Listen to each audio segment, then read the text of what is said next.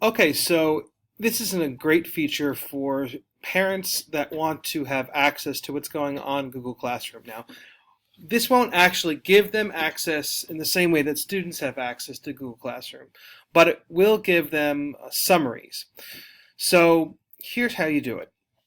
When you go to your classroom and go to the Students tab right over here, you'll see that there are options for you to invite guardians. If you click on Invite Guardians, you would type in their email.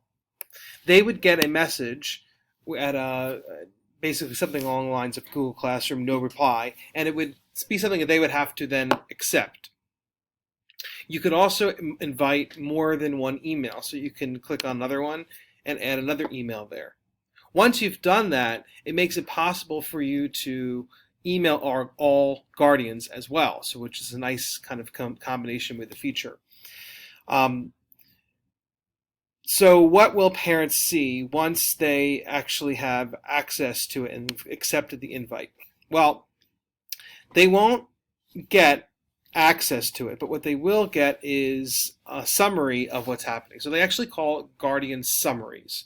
And what they do is they get an email that could come, anything that's missing work that could be put in there, it would be put in the email. They can talk about upcoming work and any class activities like announcements, assignments, and questions recently posted by teachers. Now, by default, this is an option that is turned off, but you can turn it on, and I'll talk a little more about the impact of that. So here you've got weekly summaries that a parent would have gotten from the teacher about missing work. And they would also have things that were going to be due next week and then some activities that have happened. So they get a high-level overview of what's going on in all the courses where teachers have allowed for Guardian summaries. And I think there are some ways in which guardians can actually manage that and change some of the settings there. So one thing that you need to keep in mind is that if you want to turn this off, you can.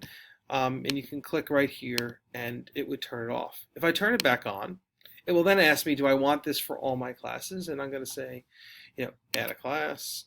And that would happen for all my classes. You can take them away one by one if you choose. The important thing you need to note here is regardless of whether you,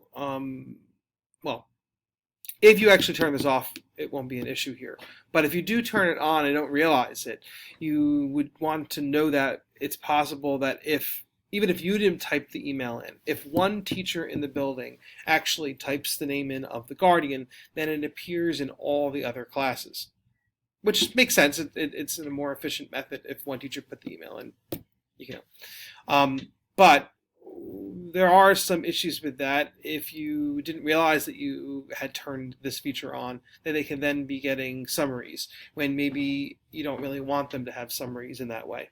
So just be mindful of that.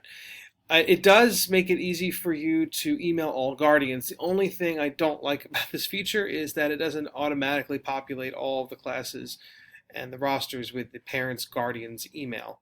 So you have to type them all in, and that could be a barrier to entry for some people for wanting to turn on class summaries. Maybe it's not as feasible in the high school as it is in the lower grades, where it's easier because you have far fewer names that you need to put in the high school. We have over 100 names we'd have to put in. But I guess it would become somewhat more efficient at some point if all teachers did it, because then, future teachers would not have to do it again because it would already be done because it goes across all classes. But it's a nice feature, a nice way for you to email parents as well through this process, and it makes it possible for parents to get a high-level overview of what's going on in their students' classes. All right.